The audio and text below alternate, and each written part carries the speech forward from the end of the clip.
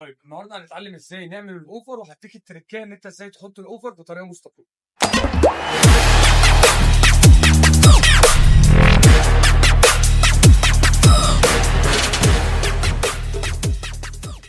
اول حاجه ما ينفعش ان انا بجري بالكره يبقى الارتكاز بتاعتي باصه كده في حاله ان انا بلعب الاوفر الناحيه التانيه. طب المفروض اعمل ايه؟ لازم الارتكاز رقم واحد تكون باصه على زاويه التمرير اللي انا هلعب عليها.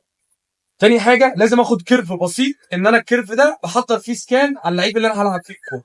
تالت حاجه الارتكاز مع على ضربه الكوره من تحت، بحيث ان انا اقدر اطلع الكوره باوفر. هوريك الغلط وهوريك الصح بعدين.